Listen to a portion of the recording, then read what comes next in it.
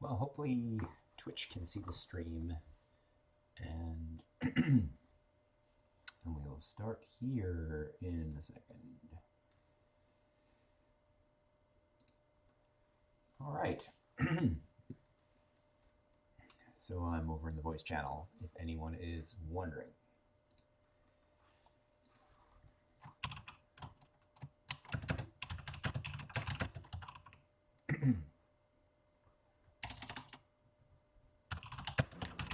Hello.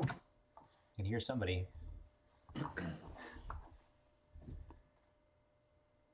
right. Everybody's slowly joining. Welcome back. I don't know if anyone...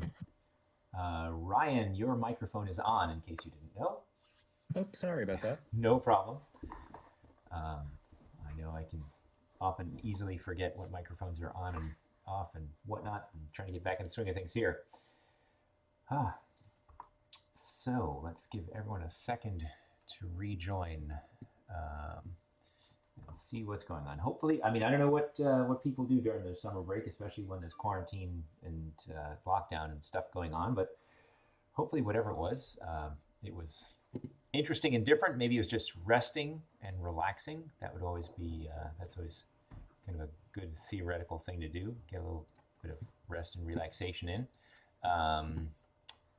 I largely destroyed things, and I don't mean in a metaphorical sense, which has left me completely worn out and tired. Let's see, might I have a video for that? Yeah, there's me destroying things.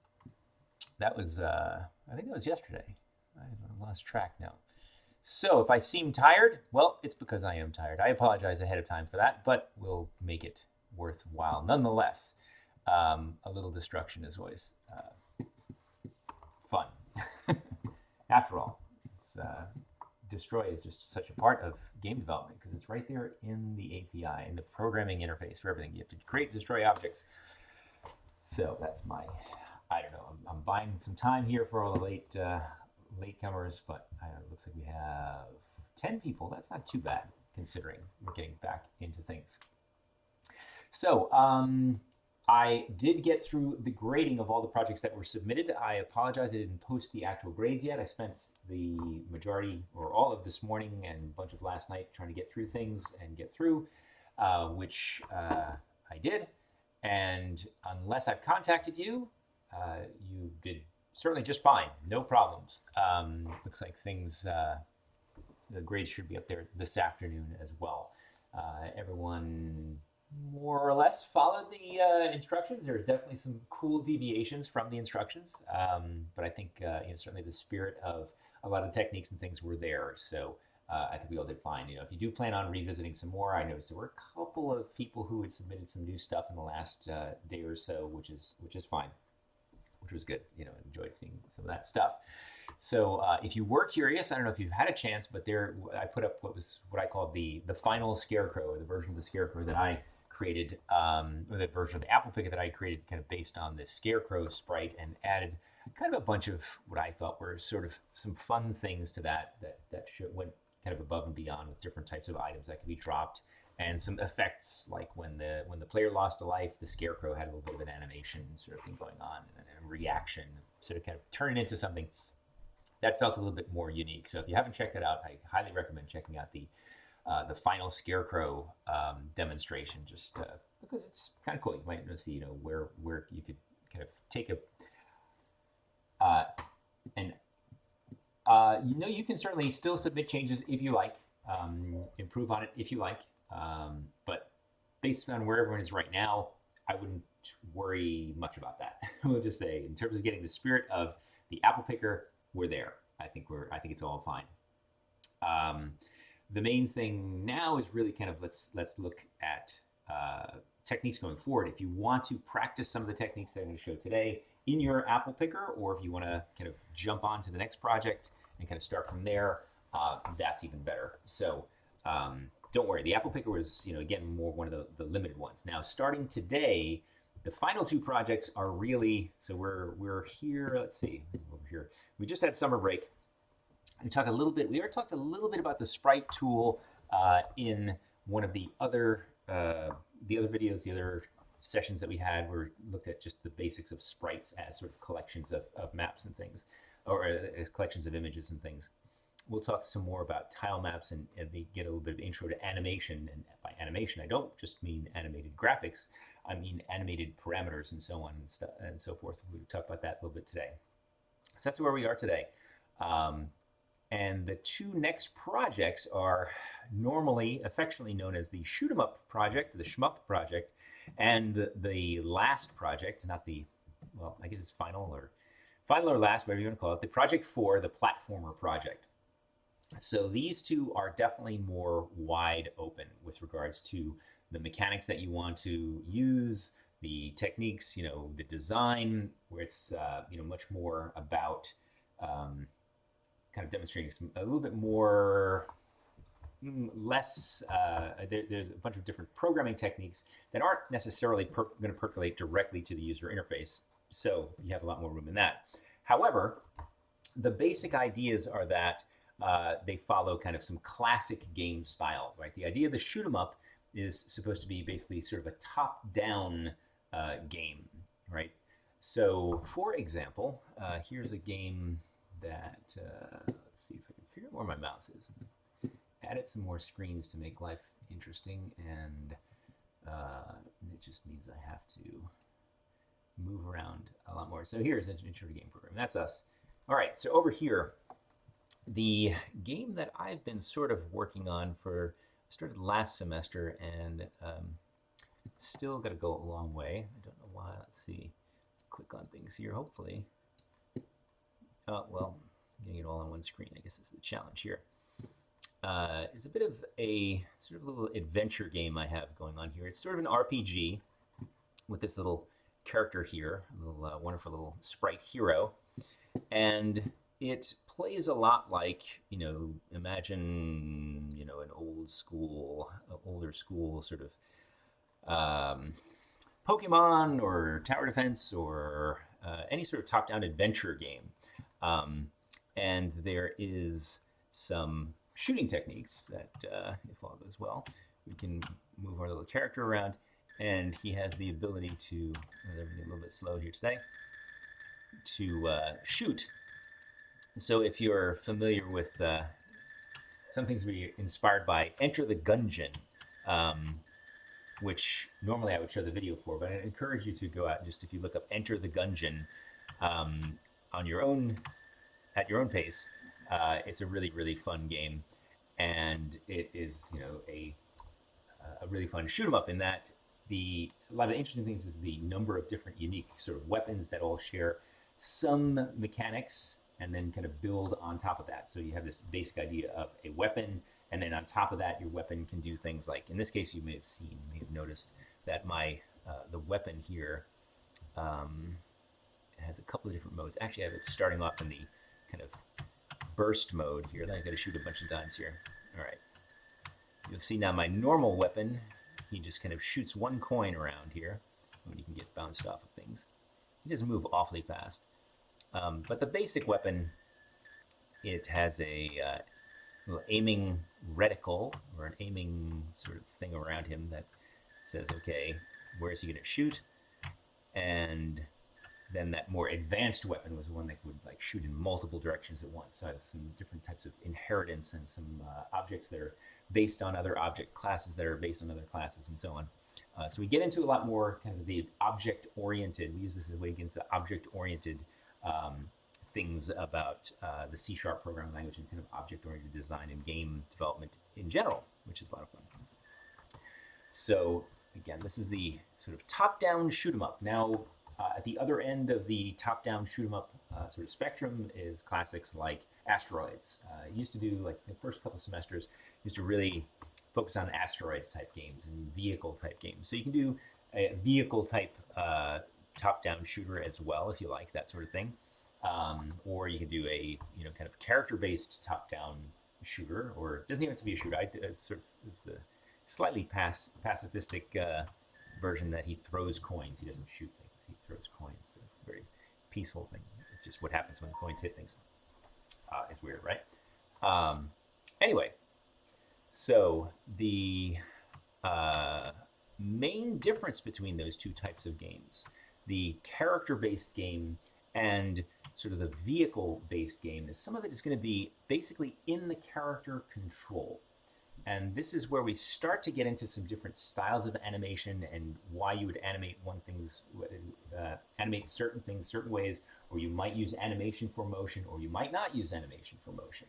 Okay, what does that mean? Well, in this game, for example, you'll notice that hopefully everyone can kind of see our little character. When he goes up, he has an animation that he walks up with, and then he walks down, he has a down animation.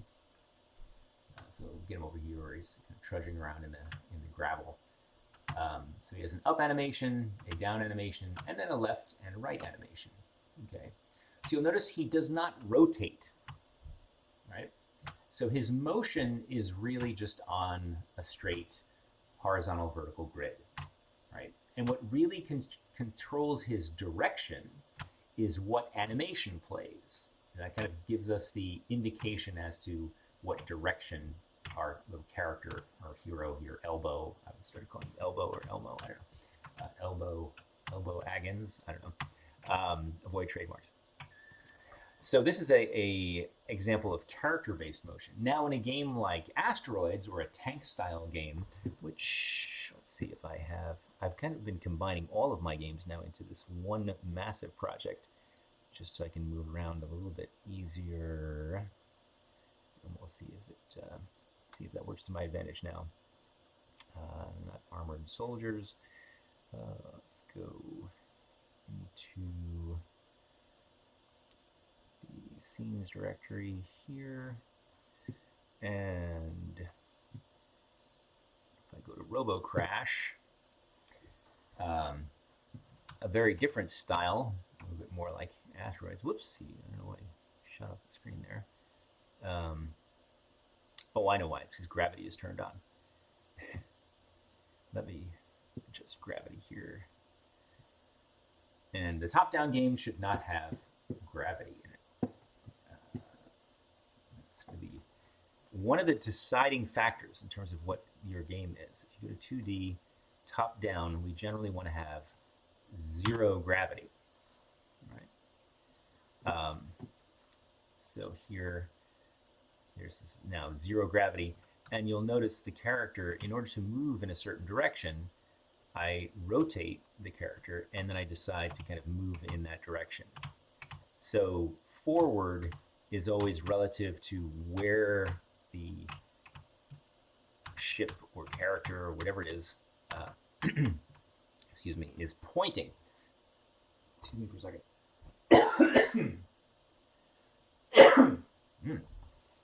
Hopefully that was just lunch bothering me here. So there's the other sort of top-down paradigm that you can kind of choose. I would say choose one or the other, or you could use a combination of both. Imagine. Sorry, here. Okay.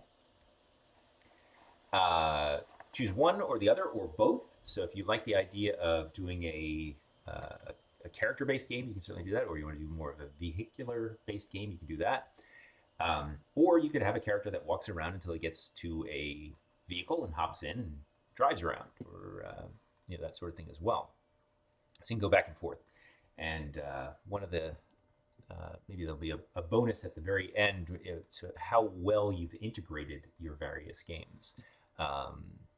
For example, what I mean by that, in my character, in my little game here, my coin throwing game, what I'm thinking of doing is making it so that there will be a graveyard in here with a scarecrow in it, for example, or maybe not. I guess a scarecrow would mean a graveyard. It's a field with a scarecrow in it. So if my player were to walk over to that field and encounter the scarecrow, perhaps then I would go to the scarecrow game, play that until it ends, and I could go back to here, or I could walk from here into one of these buildings and go to the platformer style game or something like that.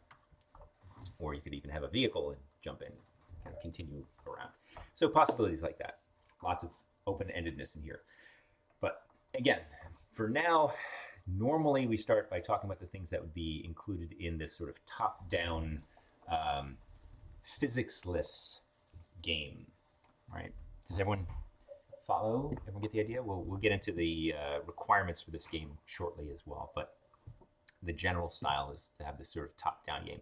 Even though one of the interesting things is this little character here doesn't look awfully top-down at the moment. It's sort of a side view, and even some of the buildings in our game here have a decidedly kind of side view to them. But the game does play largely 2D top-down. You could also do, you may have, I'm sure you've seen isometric games where they also, kind of, instead of having a straight top-down view, they have sort of an angled view. But they also play in that sort of 2D from above kind of way. Think of one as top-down, the other as, from the side. Used to be able to say, well, platformers were the kind of side-scrolling platformers. The original Donkey Kong and original Joust and all those sort of side-scrolling games were platformers. But now, ever since Mario 64 came out, platformers can also be sort of 2.5D or 3D even. And so now the line is sort of blurred a little bit. But normally, in this class, we'll be talking about top-down is this, and then the platformer being more like the platformer, side-scrolling platformer. Okay, that makes some sense, hopefully. Okay. All right, so on that note, let's talk a little bit more about animation. And there will be some more today. I'm expecting that I'm probably going to ramble a little bit, and hopefully I'll have some more, as usual, some concise demonstrations of different things in shorter videos as well. But at least we'll kind of get all on the same page here with what's going on. So let me switch again over to there. All right. Now this presentation is available as a PDF over on LMS, so feel free to check that out as well if you want to. This is really these materials are really meant as a reference. You'll notice there's a lot of drag this item from this window, call that, use this menu and that sort of thing. So if you do need sort of a step-by-step version of this, this is really where it's at as far as this particular presentation goes. So animation. What is animation? It's giving anything sort of this idea of motion and movement, and over the course of time, it's going to vary, right? So it's a time-varying parameter or time-varying sprite or time-varying motion. So that's what we refer to as animation for the most part here, okay?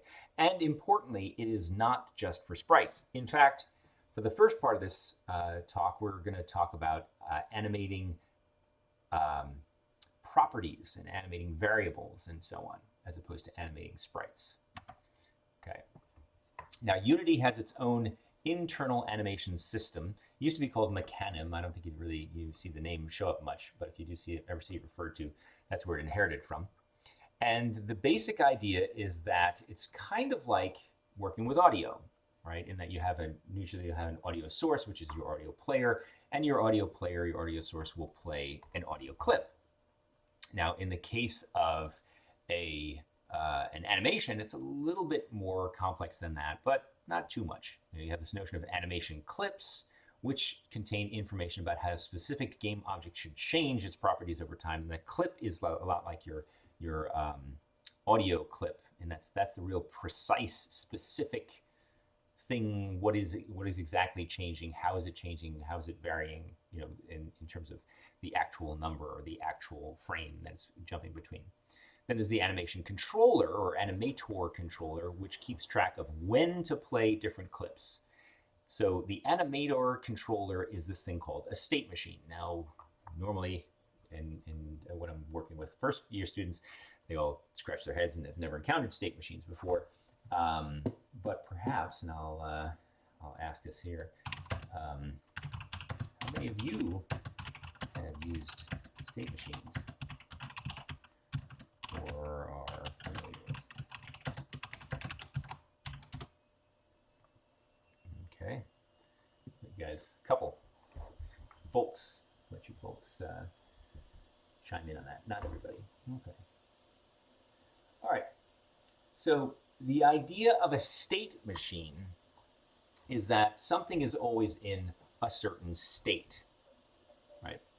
And that might be, in the case of an animation, we often say, well, imagine that your character is in a walking state, or a jumping state, or an idle state, or a crouching state, right?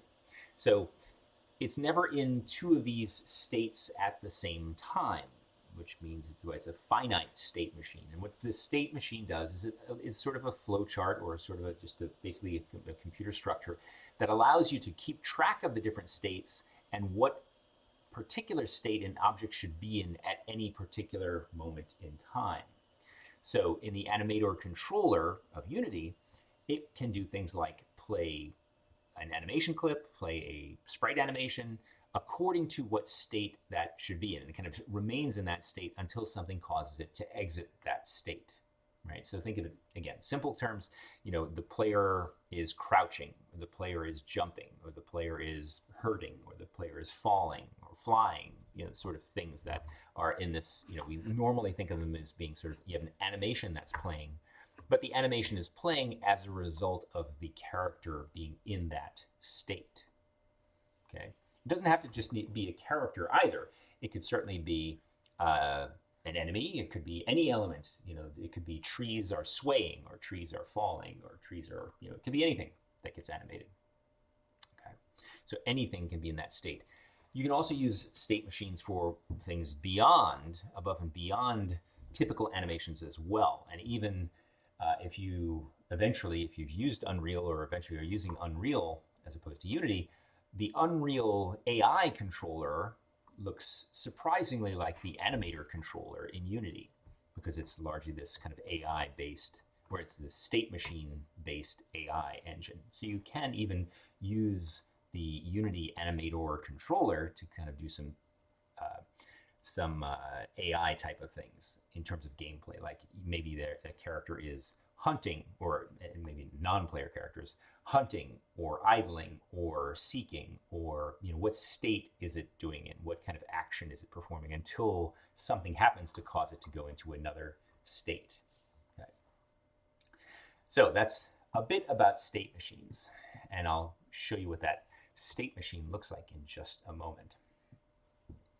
And finally, to get things to work together on a Unity object, of course, you need a component, right? Whenever anything is going to live on an object, it has to have a component that, in this case, maintain a reference to the object's animator, and the animator controller then decides and controls which particular animation clip is being played. Okay, so you have these kind of three pieces that work together in animations. You have the animation clip, an animator controller, and an animator component. Let's see. Now, all right. And maybe let's go ahead and give this a try. I'm gonna try to do a little demonstration of that. Wouldn't that be great? All right. So we will go over to our scene here, and this is a multi-part thing. This is going to be great hopefully for this. So our hero right here, little Elbow, Elbow does have a, you notice that Elbow walks around and has certain animations that Elbow plays as it walks up, walks down, walks left, and walks right. So if we look at the components that Elbow has down here, hopefully, yep, I'm on the right window. And zoom that in so you can all see it relatively well, hopefully. And we'll notice here we have the transform, all familiar with the transform by now. The heroes also has a sprite renderer, which controls, what he looks like by default. By default, it's using just this hero walk side 1. That's its default sprite, its default image. Just like we had, the tree or the apple, they all had a default sprite image that they could use. Elbow here has a default look as well. then elbow has a script that it runs to determine, what speed is it moving at? Is it? It has reference to the coins that it throws. It has some different sounds that it plays, and so on and so on. And it has a circle collider so that it can collide with other objects in the scene. It has a rigid body 2D. Again, this is mostly because of the physics. There is, even though elbow here, we said it's a zero gravity world, the character does have physics associated with it, right? So it is going to move according to physics. We'll get into that in a little bit. But right now, the exciting thing is that elbow also has this animator on it, okay? And if I double click on the hero controller here, we will actually see, I'll open this window. And it's not letting me scroll the window. This is one of my least favorite things about this particular view here, is that it's pretty inconsistent with regards to how it scrolls. All right, so this is the Animator controller. You can see up here it's saying Animator, and it has a number of states within it. It has the hero walk front state, the hero walk back state, the hero walk side state, and a hero idle state. It also has an exit and an entry, and it has a little bit of flow to say, okay, what can it possibly do, or how can it go from one state to another?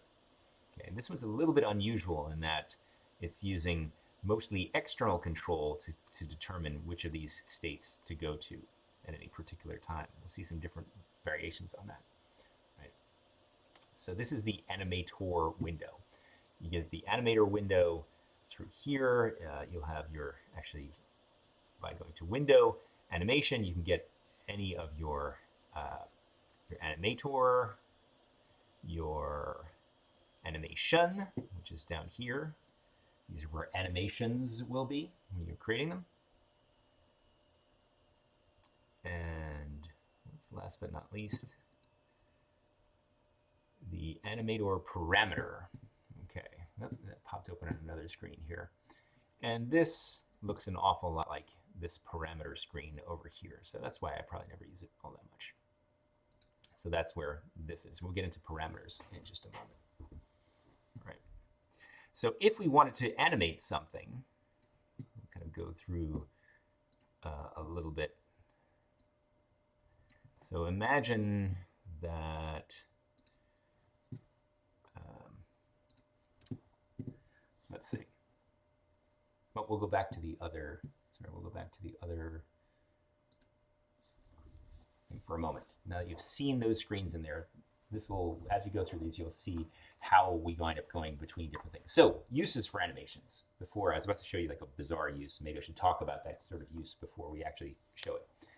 So you want to use animations for animating objects, right? Say you want to change certain properties of an object by having it transition between different states, right? Or just over the course of time, you want it to be, varying from, some value of some parameter changing from 0 to 1 and back again, maybe transparency or translucency or position on the screen or things like that, right? Any sort of parameter that you could change in Unity, you can potentially animate, right? So it's not just a matter of flipping through sprites. You can also do things like animate position and so on. So animating objects is what we'll refer to that as. And then, of course, animating sprites. That's the one that immediately jumps to mind. Using sprites or images or sprite sheets, and along with the state machine to display different animations when the character performs actions, right? So we have this sort of hierarchy of animation that's going on, right? The state machine is animating these behaviors, and the animations are the things that are sort of animating the parameters or the lower level things, right? So we sort of have two different layers of animation going on, right? The object and sprite based, or the parameter and sprite based at the lower end, and then the animator deciding what's going on at the state level, right? A behavioral animation level. Okay. So first, let's talk about properties. Right. So animation, the animation system provides an alternative to changing objects via code. What do I mean by that? Well, normally when you want to change a value, you wanted to change the position of your apple tree as it moved from left to right on top of the screen. You went in and you coded it up. You said, all right, I'm going to vary the position left to right by changing the transform or using translate and so on. You wrote code. Well, potentially you can decide, okay, instead of animating that particular, instead of scripting that behavior, you could animate that behavior. Right? So potentially you can use animation as an alternative to scripting. It sometimes can be a lot simpler or faster to set up a quick animation right there in the editor. All right, so for example, some common uses might be adding effects to the UI elements. Things might pop up or slide around or fade out, or fade in, fade out effects. Those are some of my favorites. And other simple behaviors that might be easily assigned to an object that might be one time or repeating. All right, so to do that, let's see. Maybe I can sort of do this as a 2-for-1 kind of piece here. Normally this would be a great situation where I would try to have two things on the screen at once, but let's see, should I do a picture in picture?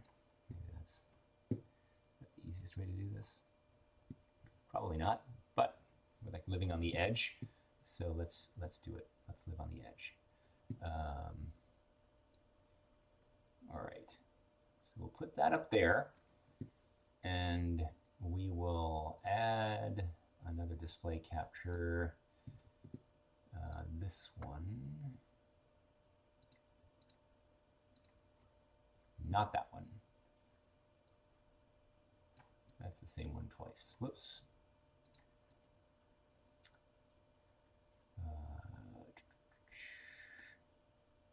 Remove, add,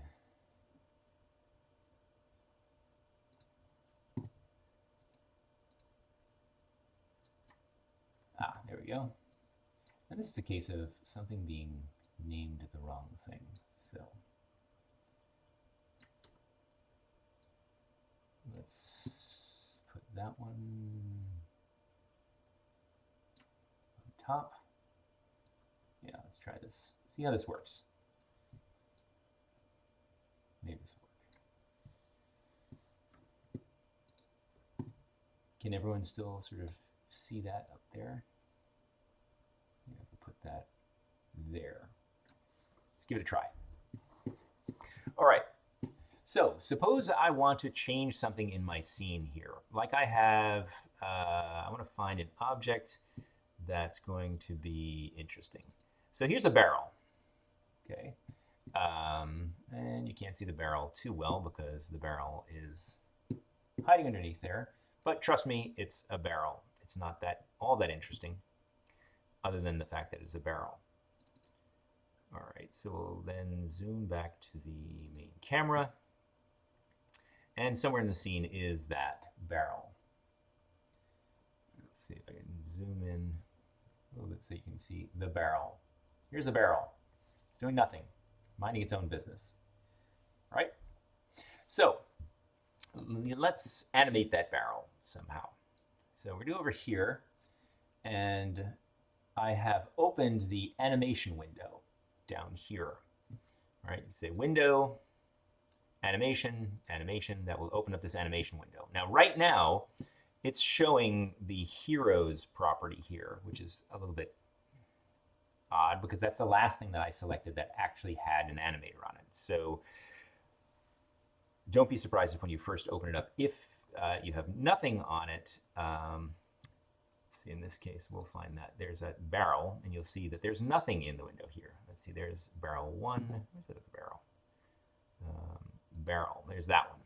So you'll see that the barrel down here has nothing going on, right?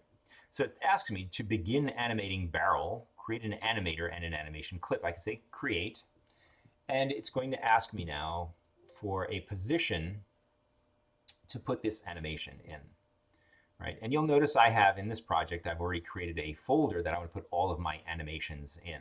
So my coins animations, my death animation, my hero walk, all sorts of animations in there. And I will call this one a barrel animation. Okay, barrel animation, save. All right, so now my barrel animation is just an empty animation. It doesn't really have anything going on in it right now. There are no properties, there's no sprites, there's nothing kind of interest in the animation just yet, right? So I made sure that window animation that was open. So this is my animation window that's open. I selected the object I wanted to animate, which was my barrel, right? I selected my barrel over here. Maybe I better move this. Oh, so many screens. Move this.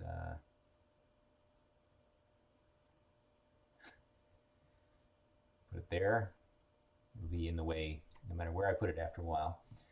So I've clicked on barrel over. Yeah, I've selected barrel over here, and then I have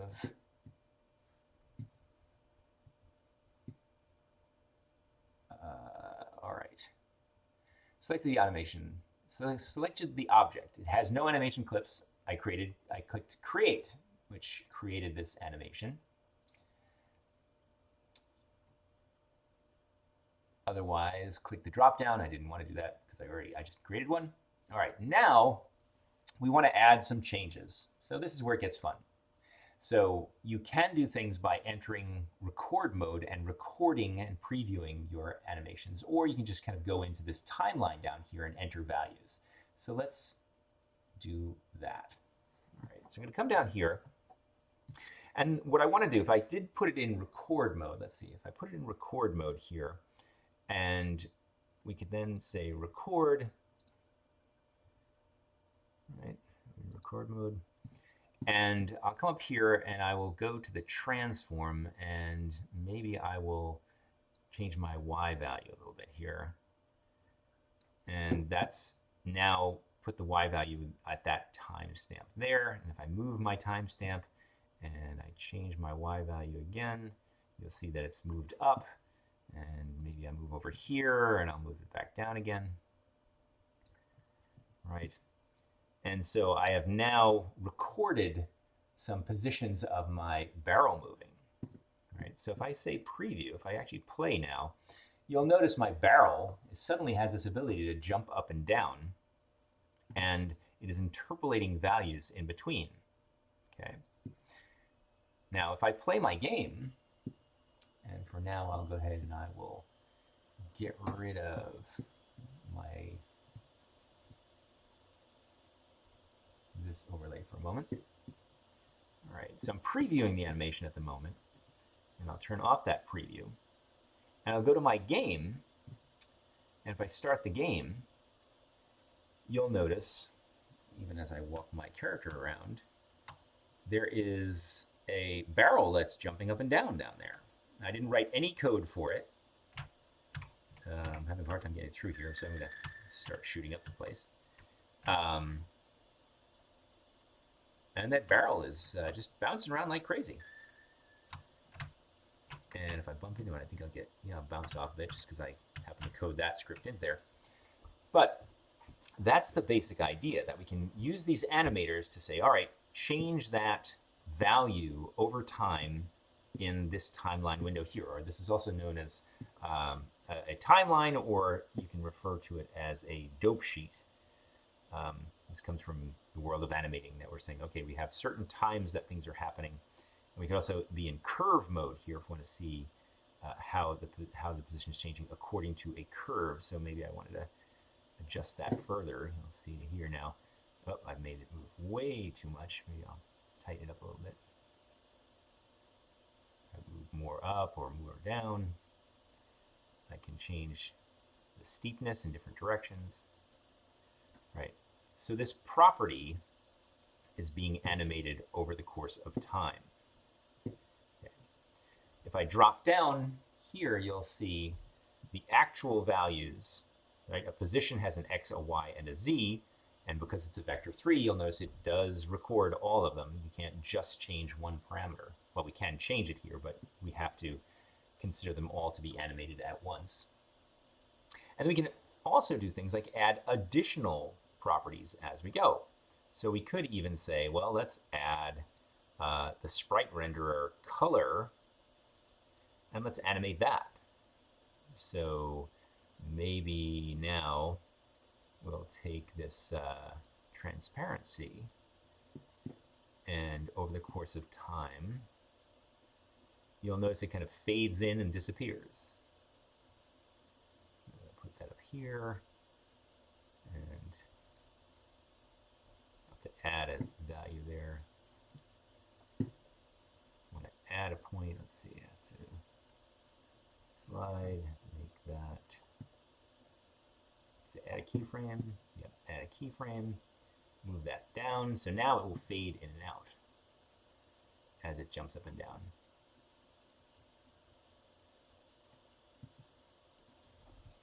Okay. So I've used the Animator window here to animate a parameter. All right. Let's jump back to the words, to our screen full of words over here. Oops, where's our screen full of words?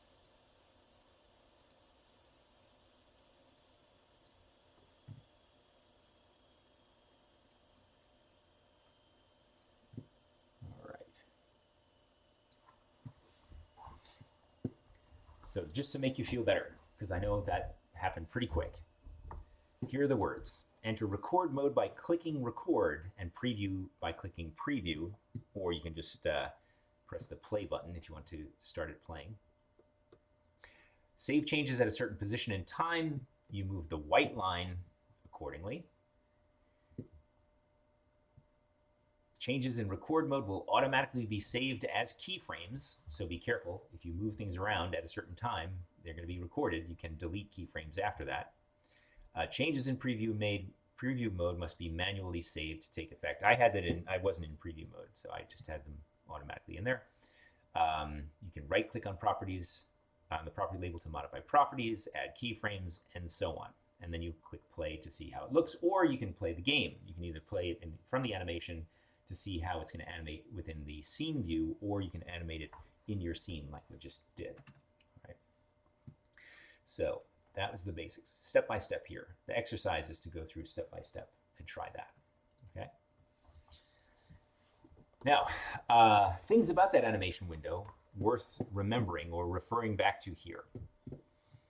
To refine your animation, you can have as many keyframes and properties changing in the same animation as you want, like we just did. We animated the motion, and we animated the opacity, the alpha value of the color of the sprite renderer, right?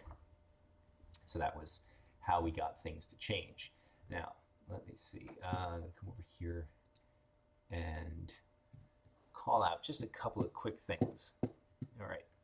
So in here, you'll notice that there was a counter up here, which is going to be our total length.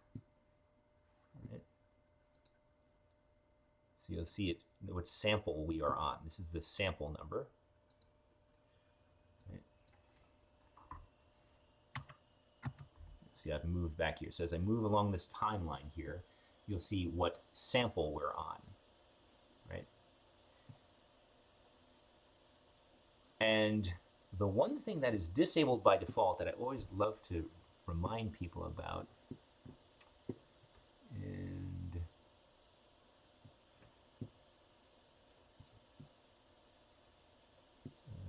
something I'm not finding, there is, let's go out of the dope sheet and over to the dope sheet.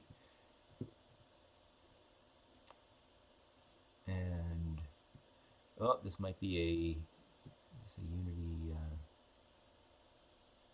2019 question here. Let's pull this animation out.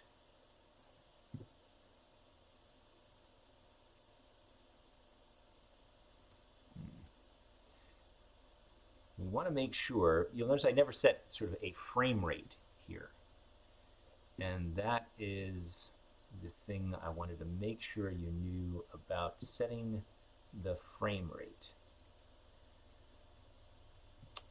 And normally there is a little gear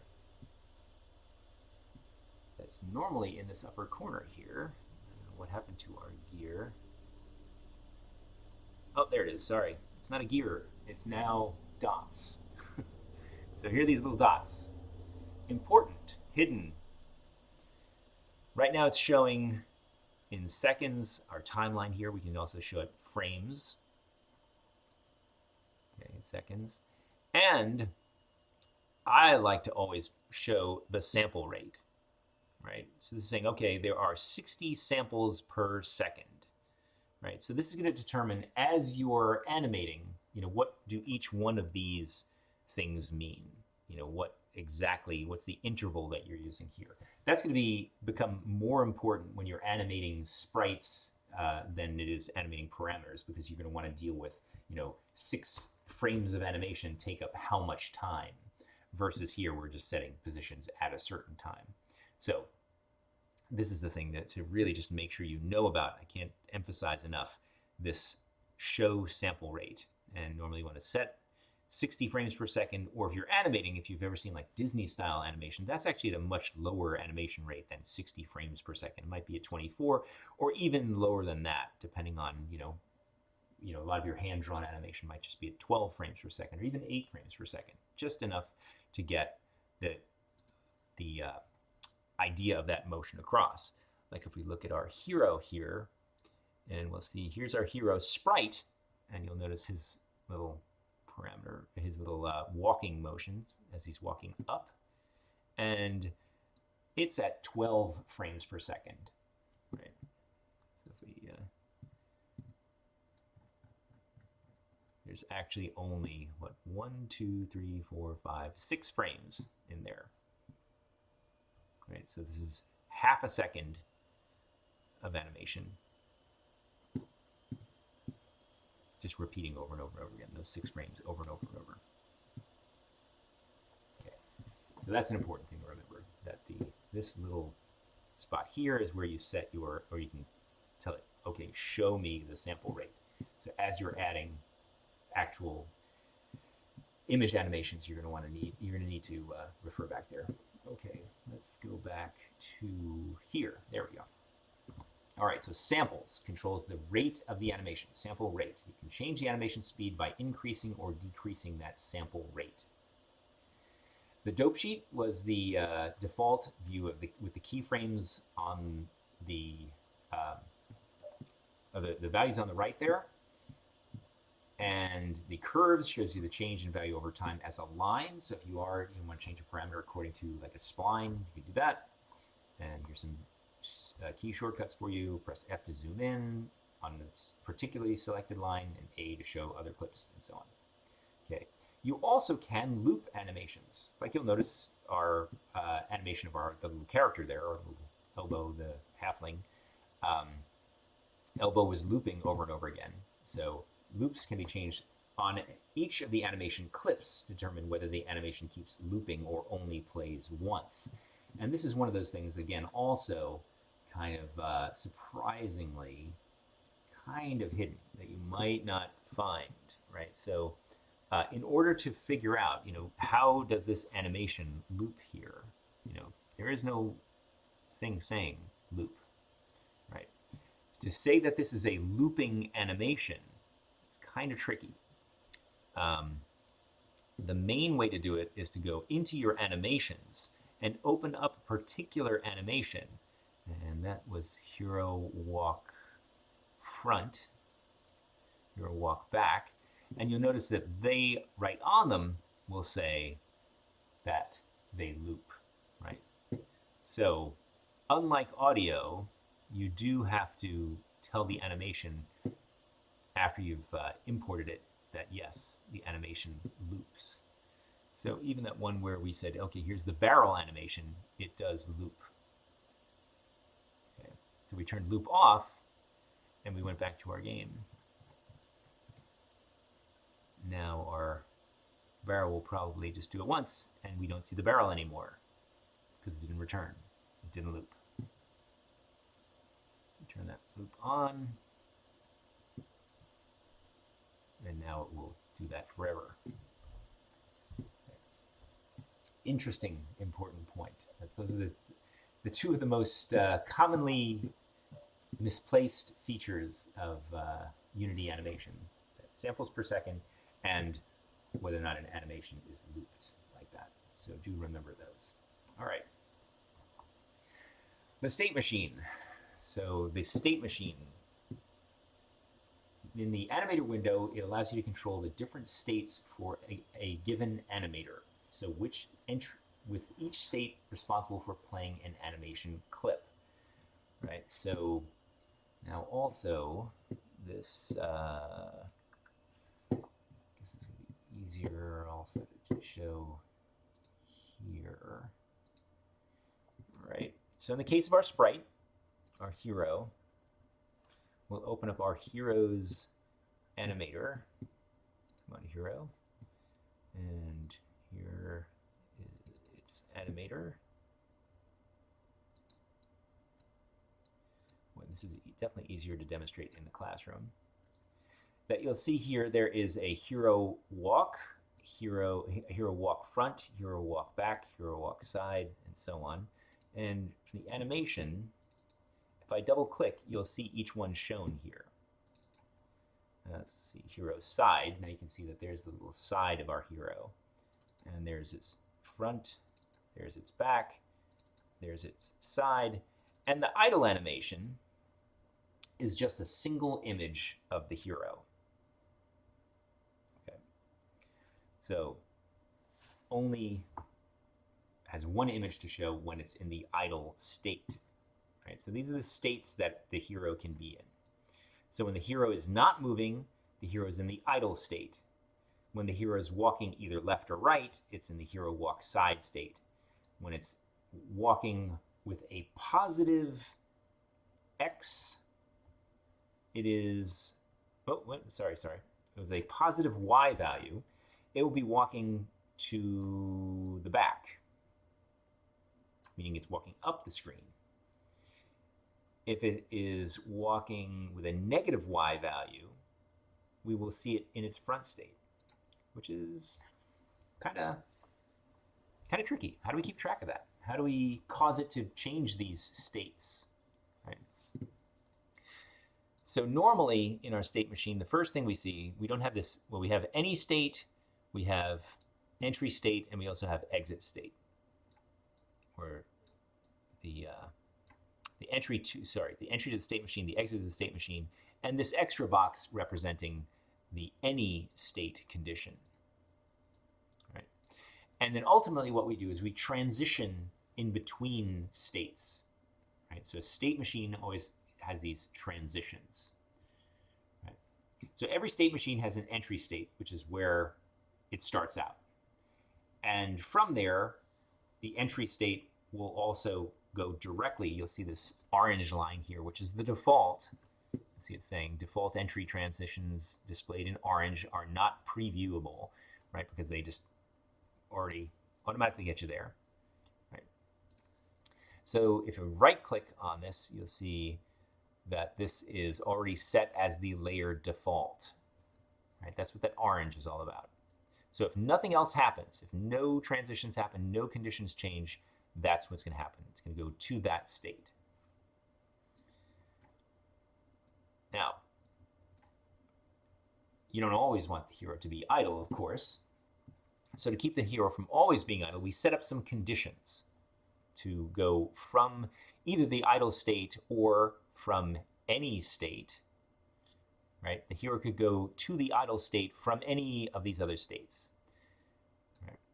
I might have a very, without this any state, it would be very complex to say, okay, well, he could go from front to idle, or back to idle, or side to idle. I'd have to connect those all. But instead, I have this any state to allow me to say, okay, no matter what state it's in, it could transition to one of these states. Right? The hero doesn't have to be idle before walking forwards. The hero doesn't have to be walking forwards in order to go to idle. So this is where states get a little bit potentially interesting. Like there might be, in the case of, imagine firing a weapon, where you'd have to load the weapon before you could fire the weapon.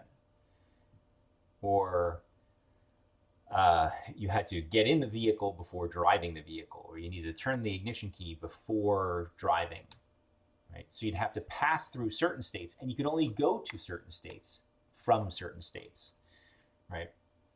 So imagine that I could only go to the walking state from the idle state, right? I couldn't walk backwards and then forward. I had to be idle first. That would mean I would have to make a transition from here to here, and then I could have a transition to go from there to there, right? So I'd have to follow one of these paths to get there.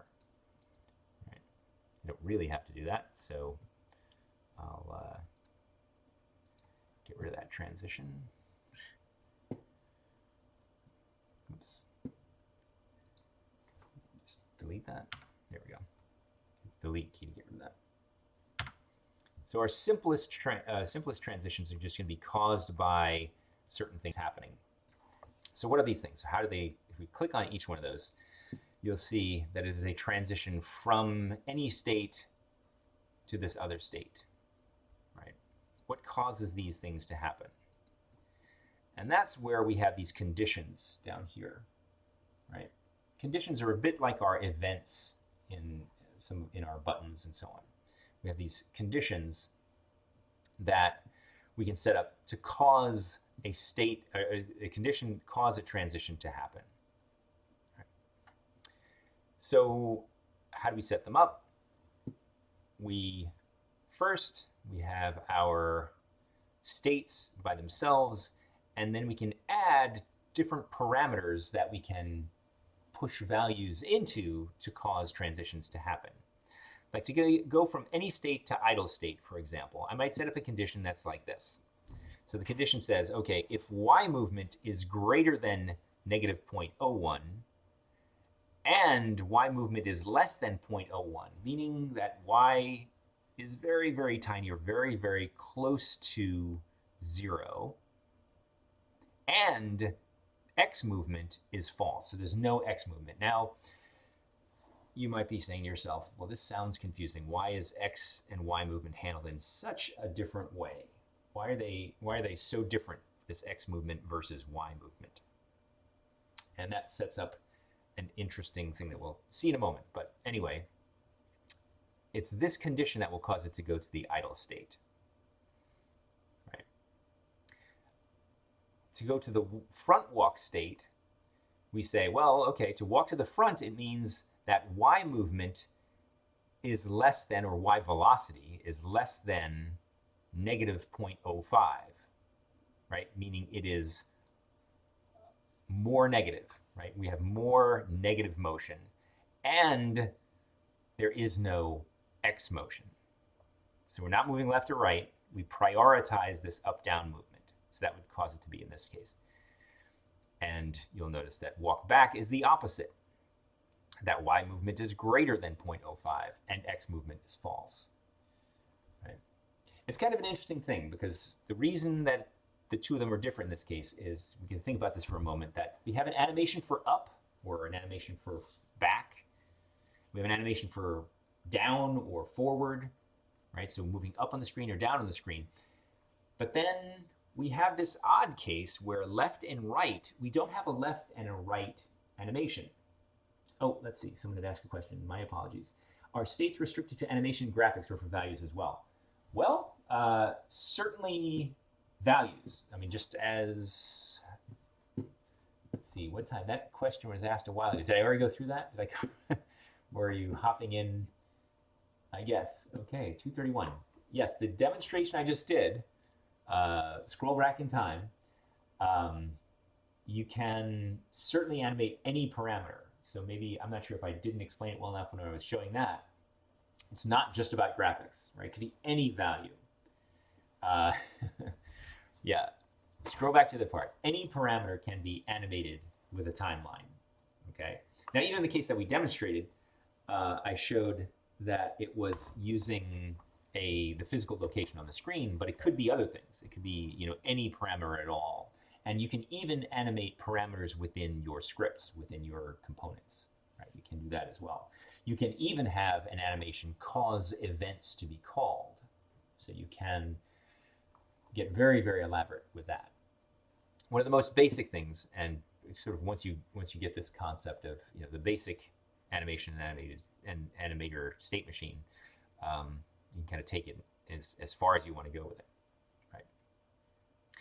So the side animation, as I was saying, the side animation is interesting. There is no left and right animation. There's strictly a side animation, right? So as we saw here, the animation was drawn with the little hero just walking to the right.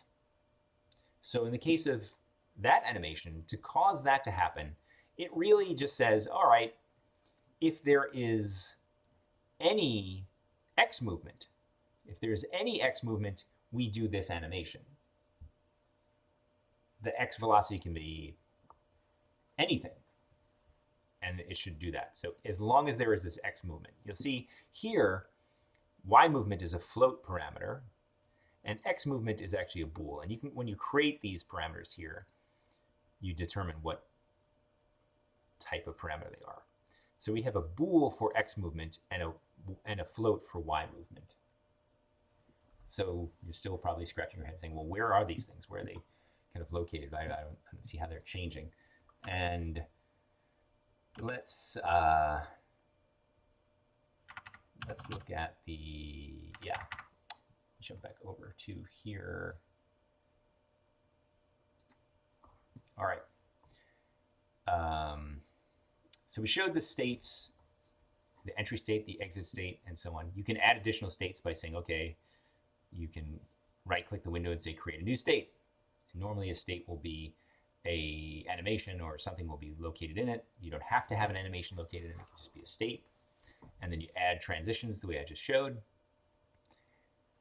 You can have sub-state machines. I don't think I've really seen anyone use sub-state machines in intro to game programming, but it's possible you can nest state machines.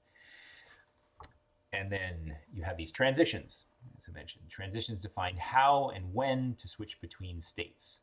You can rename them just as you can states themselves. Okay, so a transition can have a name. You can only have one active transition at any particular time. Oh, one of the interesting things is that as the game is playing, you can look at the animator window and see them animate. So that's kind of one fun thing to do. These are more specifics about transitions and how transitions happen. When you're starting out, the easiest thing to do is basically set exit time to 0, right? So that transitions happen immediately.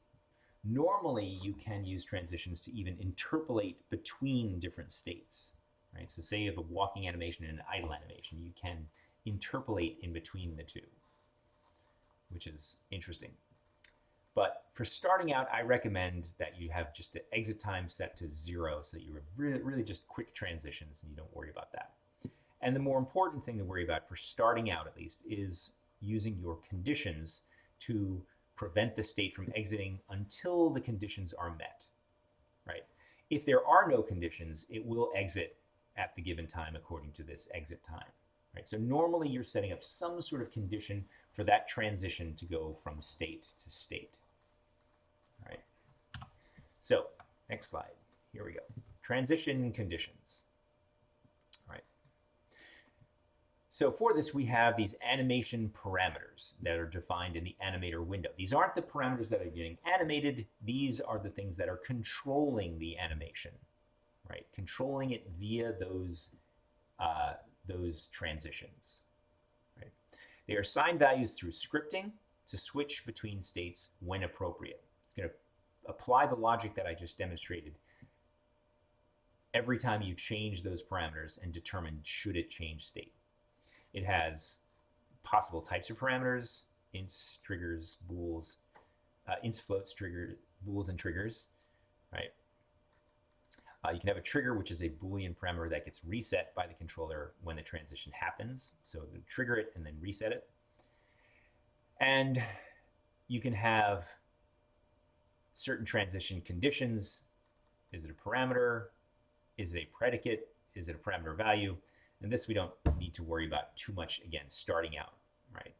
So the simple thing we want to start out with is, and you have to remember back, this should remind you a little bit of the setting of player preferences. I always like to remind people this is how player preferences work. We set integers, set bools, set strings. Here we're just going to worry about the bools, integers, floats, and triggers.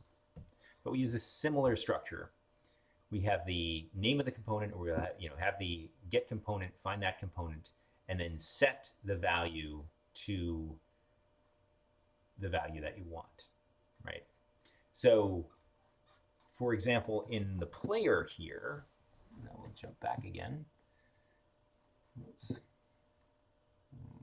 Over here. To go from these transitions, to cause these transitions, we look at the player script, and inside the player script, how are we doing on time? I'm totally at a loss for time today. 2:40. So we're going a while. This is a big topic. I'm going to back off on this in just a little bit, and then encourage you all to kind of give it a try and do something as simple as just animating a box or animating something, or hopefully we'll get through. We'll drag some sprites in and do some sprite sheet sort of animation. Then we'll kind of wrap things up and you can try it out. So in our hero script here, what's controlling our motion, what's controlling our animations, you'll see after we do our updates, after we handle the joystick and so on, all our inputs and so on, we have this function I like to call check movement. If you can hopefully see it, just a function called check movement, could be named anything. And inside of check movement, I do everything I need to that is associated with changing a parameter of the animation so that the animator will know kind of what's going on inside the script, right? So I will call game object, get component, animator, set float, y movement according to the rigid body's y velocity, right? So I copied it here so I could kind of split things out. The x movement, which is a Boolean parameter, is set by saying, okay, if the absolute value or the magnitude in the x direction is greater than 0.1, so any motion in x, positive or negative, greater than 0.1 sets that Boolean to that. And notice there's no logic there. There's no logic here with regards to determining should this motion happen or not. It just sets the parameter. It's up to the state machine and up to the animator to then say, okay, based on this, do the right action, perform the right thing, all right? So those are my two parameters that I'm setting. So we still have the mystery. Did everyone sort of follow that? I should pause for a moment. Any questions? Scroll my mouse over.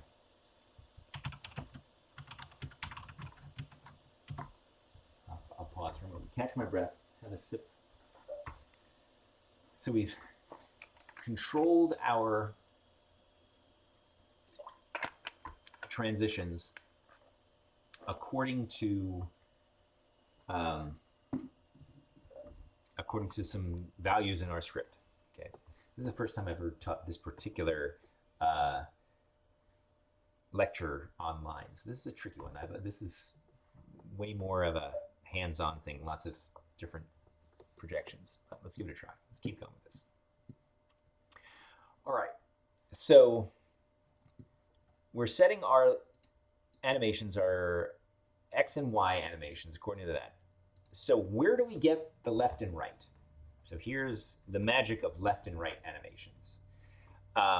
In this case, since our sprite animation, our little hero, has an animation to the from left to right, what we need to do if the sprite is moving in the opposite direction is we need to flip it.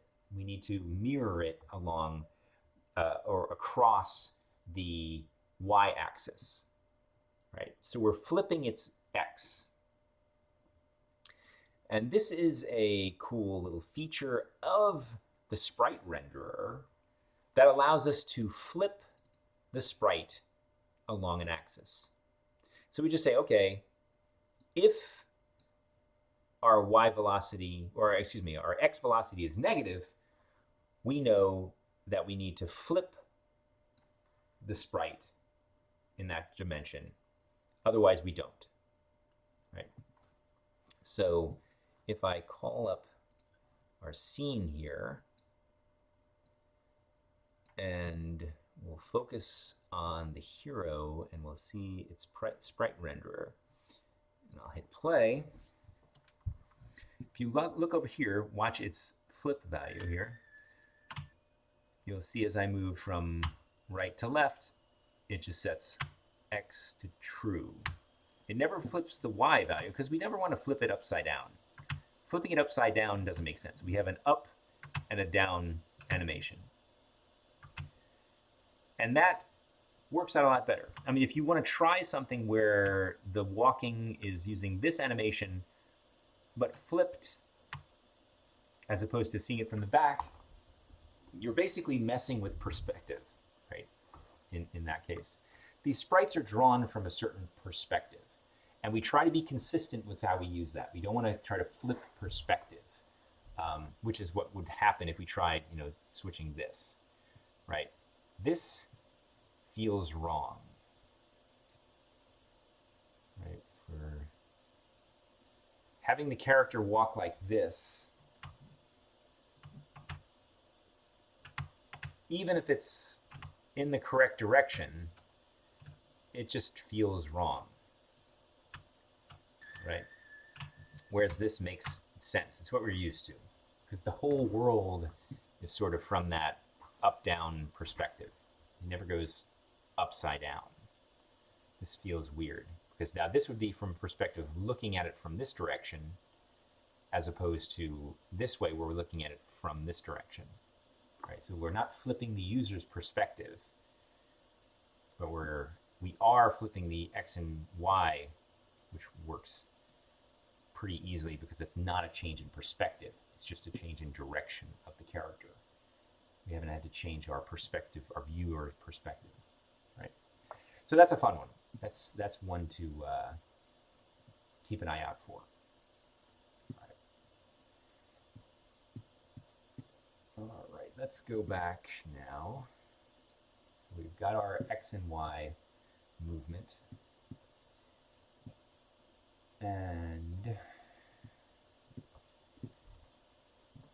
this is how we're going to set those parameters, right? That's easy enough to see in that script. There are also animation events.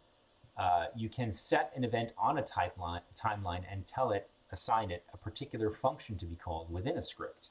Right? You add an event. You can have events that take arguments or parameters. You can only reference functions on scripts attached to the same game object as the animator component for that animation clip. All right? That doesn't mean that that particular script method that you called, or the script function that you called, couldn't then call other things. But by default, when you are, or by normal, my vocabulary is starting to run away from me now. Like if we were in here and I said, okay, I want to set an event, I could say, well, at this point right here, and you'll see I have filter by selection, add keyframe, add event. So I could say add event, and I could call a function, any function that is on a script that is on that character. Now in this case, it's my sprite, or my hero script. So I could set parameters in here, right? So that would be my event if I wanted to. No, I've never tried. What should I do? What could I do here? Regenerate health? My glow? Nah, I won't change what that was. But those are pretty powerful. So if you like had a particular script and you wanted it to reset itself, or you wanted it to like cause something else, play a sound, for example, like if you had a number of different things inside of your animation that might need multiple explosions or something kind of coordinated, or you wanted to sort of sequence things, so you could use an animation to sequence events. Someone had asked questions about doing that sort of thing. I've never programmatically added events to a animator. I wonder if that's possible. That's a good question. Leave that for another one if anyone wants to try that out. All right, come back to here. There are scripts that are associated with the machine behavior. You can also do things like, say, on state enter, on state exit, on state update. So you can have things that you can have code that is executed according to the execution of the state machine and the state machine's behavior and transition. Oops. What's going on here? That was odd. All right. So here is a bit of an exercise. So if you want to use a script and an animation, you can go ahead and specifically do something, changing opacity, transparency, and so on. This is a way to try out that. All right, now let's do real quickly how you would create an animation for a sprite. All right, sorry.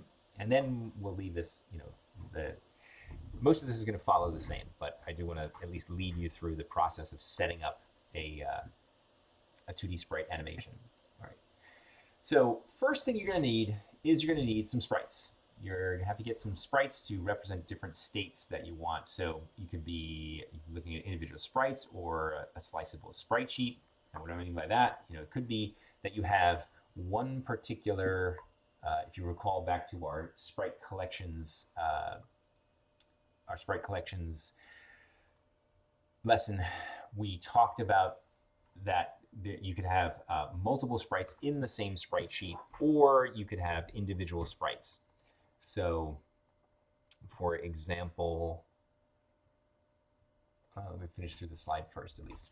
So we can program our character movement behavior, like we have that I just showed. We have walking, jumping, attacking. Hook up an animator to the character, create an animation for each of the states.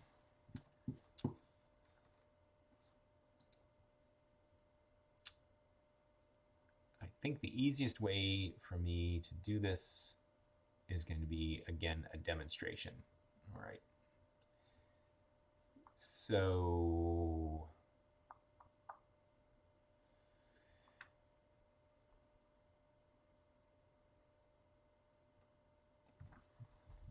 I'm going to leave you with this, the reference. If you want to follow along the slides, the words, you have that as a PDF document. So I'm going to do more of the hands-on piece of it and let you follow along separately in there. I think maybe that's something we can adopt it's going to make more sense to have people download the materials and refer to them as I demonstrate, as opposed to me kind of trying to jump back and forth between the individual the different displays, right? Does everyone have that down? Okay. So let's create another, I'm going to go to another scene, a nice empty scene at this point. So we will go to our project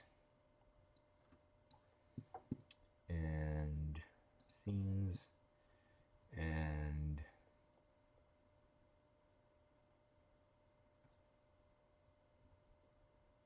what's in test scene? Save. Good. Here's a good one.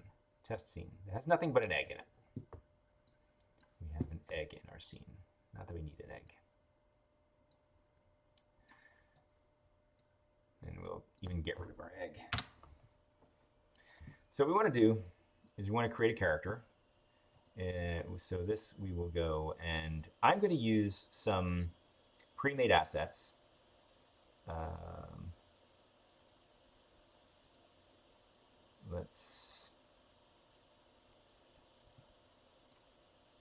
in this case, I'm going to use my tiny RPG forest. This is another Insima's free pack from the asset store you can grab. And from here, you'll be able to find, there's a folder called Hero Sprites Hero. All right, so look for Tiny RPG Forest. You go to the asset store.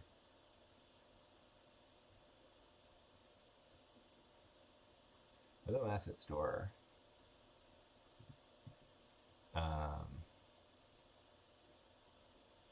2D. Usually free assets.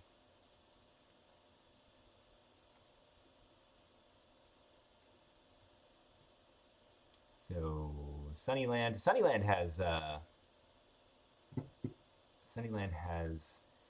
fox animations in there as well. Let's go ahead and look see if it's in here. Sunnyland, third party, Sunnyland.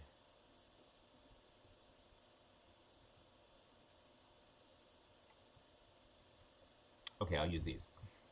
Actually, this is Sunnyland Woods, as opposed to Sunnyland. Well, any of them will work. Or you can find any other ones that you would like. So normally what Ansimis does is he has created, in this case we have individual sprites, individual images of each sprite position here. So for example, right now we have the idle animation here for this particular character. And it's easy to start off with idle. I think idle is a great place to start, because what you can do is if you drag and select all of these animations or all of these sprites and you drag them into a scene as a character, what it's going to do is it's going to assume that you want to create an animated character. So whenever you try to drag in multiple sprites in one action, it assumes that you want to create an animation. Okay. So go to my sprites, and we have animations, and go ahead and create another new folder called Forest. And I'm going to go ahead, whoops, I didn't mean to create new animation. That's kind of a terrible name, but that's what I created it as, new animation.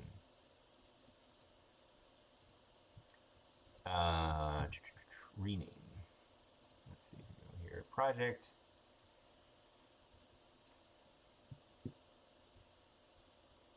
Animations forest. New animation.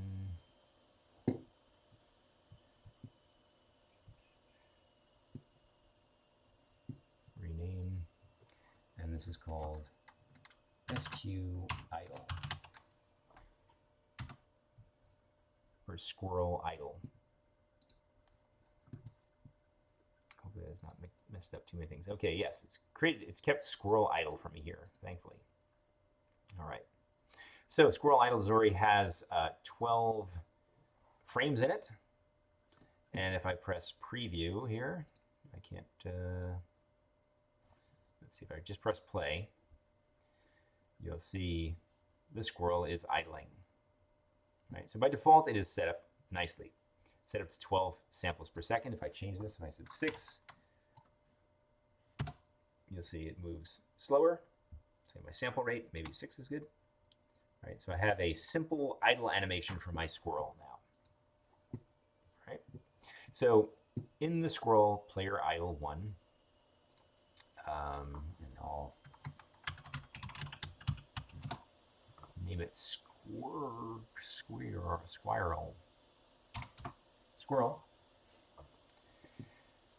I can now go through and open up its animator.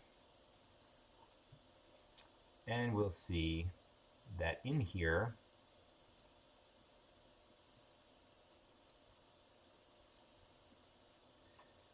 it has a animation setup called New Animation, which has this motion associated with it, the squa idle animation. So maybe we want to rename that to idle.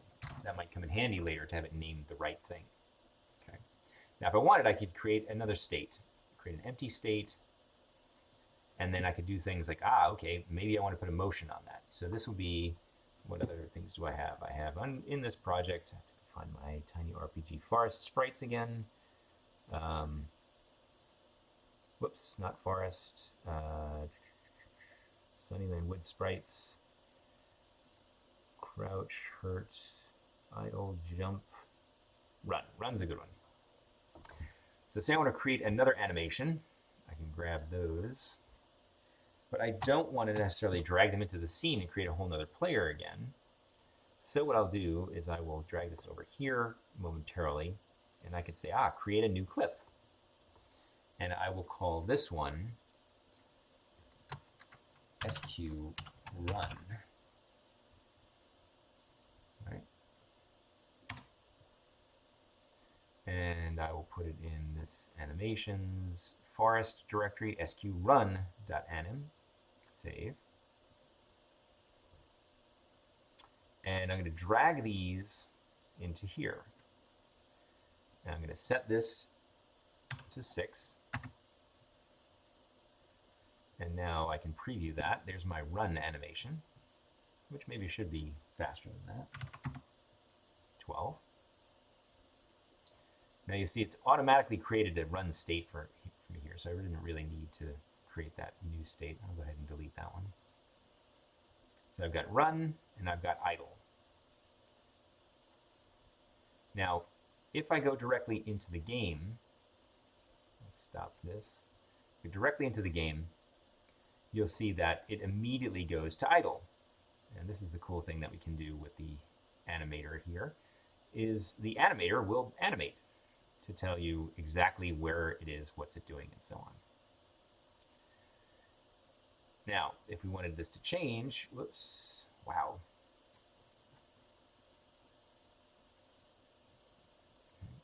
Hope Unity would fix that after all these years, but no. So say we don't want that to be the default state. What if we wanted this to be the default state? We would say set layer as default state. So now that is the new default. So the moment we press play in the game, that is the state that it goes to. Now, if we wanted to set some transitions, we could say, okay, this one set as layer default, and this one will make a transition to go to squirrel run, and then this one will make a transition to go back to squirrel idle.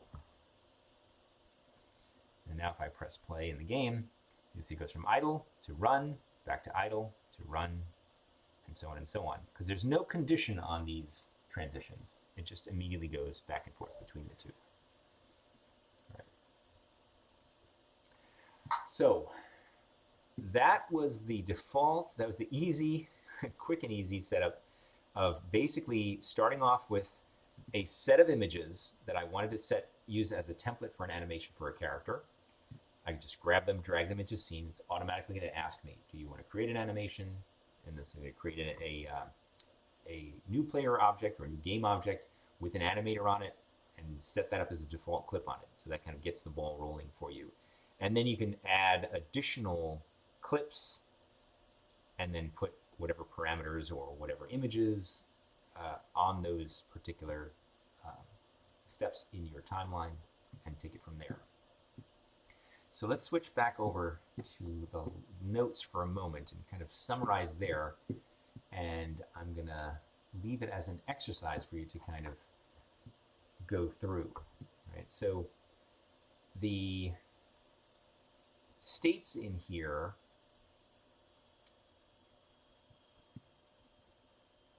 so what I have set out in here is this notion of what I just demonstrated about using the get horizontal axis to basically flip the sprite render when need be, doing things like getting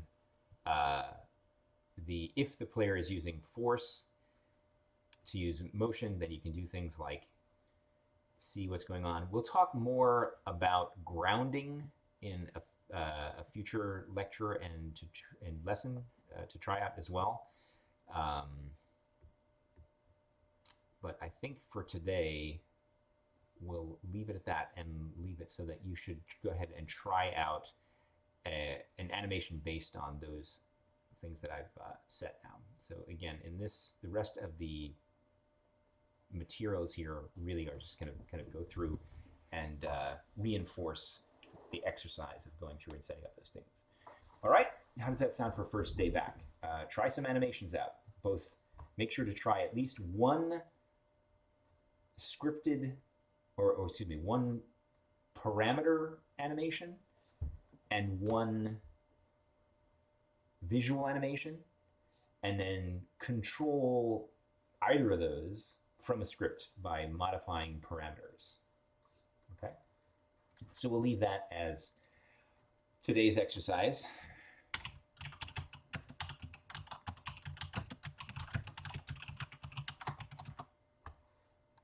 Right, and I will create some more concise versions or point you at some more concise versions, demonstrations of these techniques as well.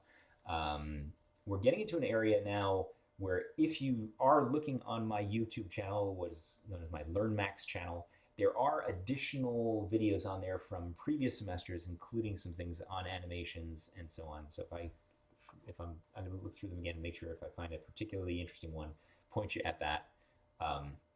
Otherwise, I'll update it and put some new ones out there. And by this evening, I intend to get everyone's grades up on LMS and follow up with anyone who needs to. But if you haven't already heard from me, things are probably just fine, and hopefully you're just pleasantly surprised by your grades, and we'll move on to the next project. All right, welcome back. We'll get right back in the swing of things. Get the dust off, sweep out the cobwebs, and so on. Recover from our recovery days, and get back into the thing of things. One last thing I want to mention, though. I don't know how many of you took this to heart over the course of the break, but we also want to start thinking about actually designing our games up front. It's going to be much easier. You have a much easier time with the last two projects because they are far more open-ended.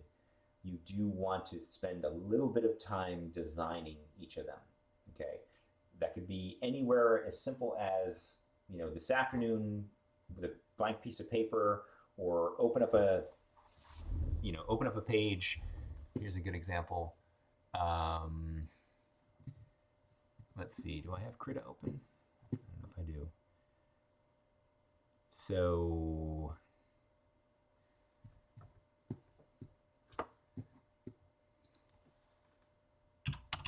what am I looking for? What am I looking for? What do I want to see in your thinking about designs?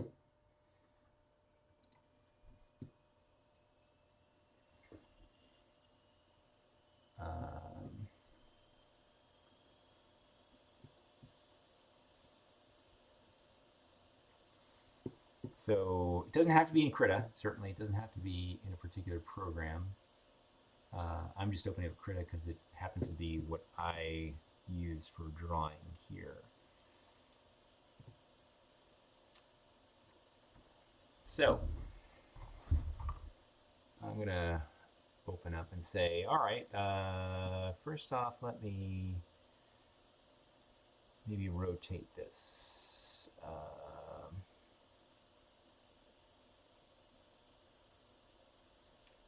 Image rotate,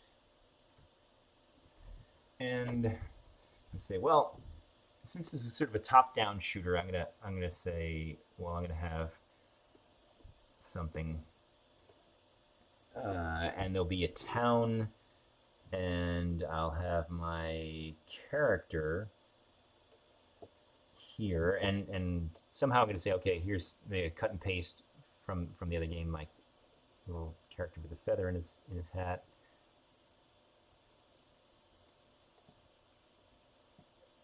Really bad drawing. euro,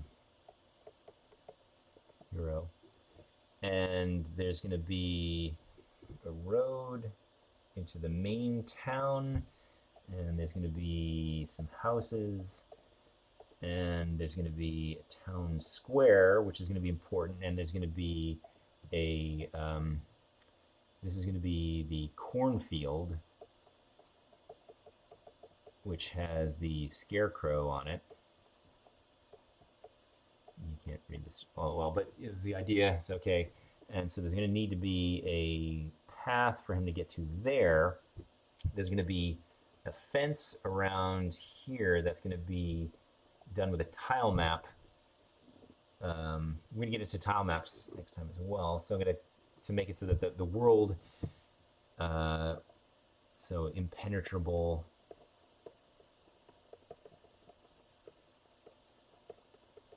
wall.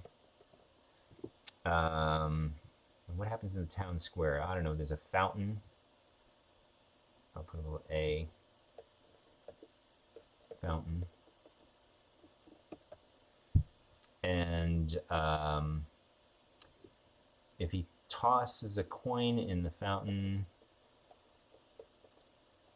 to here, to gain points, I don't know.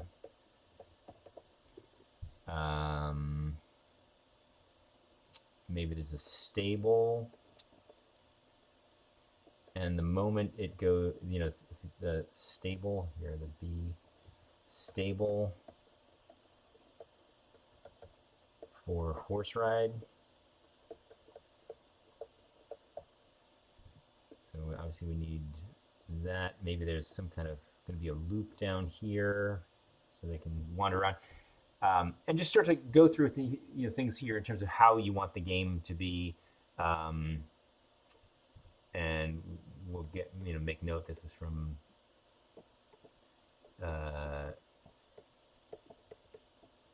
where I'm getting that art from, and I'm not going to draw it based on that. That's terrible, and so on. So like think through a design, a little bit of the process, so that you're not just randomly adding stuff to a page. You could design it directly in, you can use the tile maps and so on inside of Unity to go ahead and create some of the layout if you like. But that's obviously, as you start to make notes to yourself about what's where and who's, here's the there's an inn over there. What else is there? There's the who you adore, level 2, old path. Anyway, that's the idea. We'd have to have something. You want to have something to kind of go through, back of an envelope. Nothing super fancy, but just a general design within a week or so, so that you know kind of where you're coming from on your project. All right. On that note, again, welcome back. Enjoy. See you all on Thursday. Hopefully, I'll get back in the swing of things. We'll all get back in the swing of things. Take care until then.